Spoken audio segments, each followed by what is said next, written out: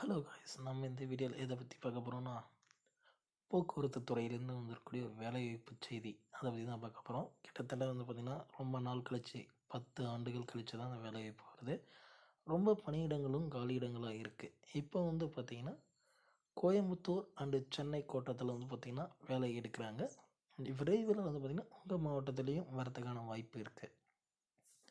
இப்போ பார்த்திங்கன்னா உங்களுக்கு முக்கியமான தகுதி அப்படின்னு எடுத்துக்கிட்டிங்கன்னா நடத்துனர் அண்டு ஓட்டுநர் ப்ளஸ் பார்த்திங்கன்னா டிப்போவில் வேலை செய்கிற அசிஸ்டண்ட், அதாவது டெக்னீஷியன்ஸ் பார்த்திங்கன்னா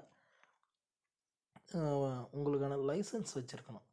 டிரைவருக்குன்னு தனியாக லைசன்ஸ், கண்ட்ரைக்டருக்குன்னு தனியாக லைசன்ஸ், எல்லாமே பார்த்திங்கன்னா நீங்கள் வச்சுருக்கணும்.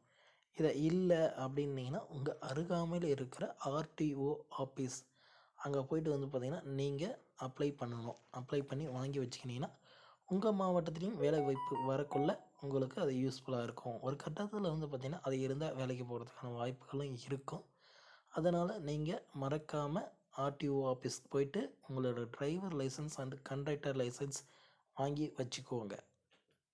நெக்ஸ்ட் பார்த்திங்கன்னா இதுக்கு முன்னாடி ஒர்க் பண்ணவங்களுக்கு பார்த்திங்கன்னா தமிழ்நாடு அரசு போக்குவரத்து கழக பணிபுரிந்து ஏப்ரல் 2022 முதல் நவம்பர் 2022 வரை ஓய்வு பெற்ற, விருப்ப ஓய்வு பெற்ற மற்றும் உயிரிழந்த பயணியாளர்கள் என 3414 நபர்களுக்கு வருங்கால வைப்பு நிதி, பணிக்கொடை விடுப்பு ஒப்படைப்பு தொகை மற்றும் ஓய்வூதிய ஒப்படைப்பு தொகையை ரூபாய் 1031.32 கோடி வழங்கிட மாண்புமிகு தமிழ்நாடு முதலமைச்சர் தலைவர் திரு மு.க. ஸ்டாலின் அவர்கள் உத்தரவு பெற்றிருக்காரு.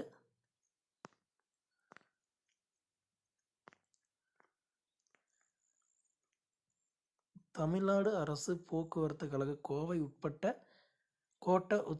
அதிகாரிகளின் மேலான கவனத்திற்கு ஏப்ரல் தொடங்கிவிட்டது. கொளுத்தும் வெயிலில் சதம் அடிக்கிறது வெயில். இப்போ பார்த்திங்கன்னா BS4 பேருந்துகளின் இன்ஜின் ஹீட் ஆகாமல் பார்த்து கொள்ள வேண்டும். அதற்கு radiator, coolant water, engine oil சரியான முறையில் பராமரிக்க வேண்டும். ஏர் ஃபில்டர், இன்டர்கூலர் அடைப்பு இல்லாமல் பராமரிக்க வேண்டும். நெக்ஸ்ட் பார்த்திங்கன்னா டீசல் லீக் இருக்கக்கூடாது. டீசல் லீக் இருந்தால் கண்டிப்பாக ஃபயர் ஆகிறதுக்கான ஒரு வாய்ப்பு இருக்குது. டயரில் காற்றழுத்தம் சரியாக இருக்க வேண்டும். டயர் பார்த்திங்கன்னா காற்று கரெக்டான அளவில் இருக்கணும், செக் பண்ணணும் அப்படின்னு சொல்லியிருக்காங்க. முன்பக்க டயர் ஒரிஜினல் டயராக இருப்பது பாதுகாப்பானது. முன்பக்கம் இருக்கிற 2 டயர் பார்த்திங்கன்னா ஒரிஜினல் டயராக இருக்கணும் அப்படின்ற மாதிரி சொல்லியிருக்காங்க. இந்த பணிகளுக்கு அடிப்படை தொழில்நுட்ப பணியாளர்களின் பணியிடம் காற்றோட்டமாக உள்ளதாக இருக்க வேண்டும். அதில் வேலை செய்கிற டெக்னீஷியன்களுக்கு பார்த்திங்கன்னா டிப்போவில் வேலை செய்கிறவங்களுக்கு காற்றோட்டமாக இருக்கிற ஒரு அறை, அதாவது ஃபேன்லாம் வச்சு கொடுத்துருக்கணும் அப்படின்ற மாதிரி சொல்லியிருக்காங்க. வெயிலின் தாக்கத்தில் இருந்து BS4 பேருந்தை பாதுகாப்பது போல் வேலை செய்கிறவங்களையும் பாதுகாக்கணும். போதிய மின் விசிறிகள் அமைத்து தர வேண்டும் அப்படின்னு சொல்லியிருக்காங்க. தொழிலாளரின் உடல் நலத்தை பாதுகாக்க நிர்வாகத்திற்கு செலவு அல்ல. அதில் வேலை செய்கிறவங்களுக்கு ஆகிற செலவு எல்லாம் பார்த்திங்கன்னா செலவு கிடையாது, அது ஒரு மூலதனம்.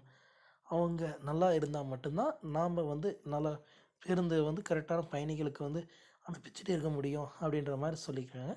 Okay, thank you friends. இந்த மாதிரியான யூஸ்ஃபுல்லான வீடியோஸ் வேணால் நம்ம சேனலை சப்ஸ்கிரைப் பண்ணி வச்சுக்கோங்க. பக்கத்துலேயே ஆல்னு ஒரு பட்டன் இருக்கும், அதையும் கிளிக் பண்ணி வச்சுக்கோங்க. அப்போ தான் நான் போடக்கூடிய ஒவ்வொரு வீடியோ மொபைல் நோட்டிஃபிகேஷன் வரும். Thank you friends.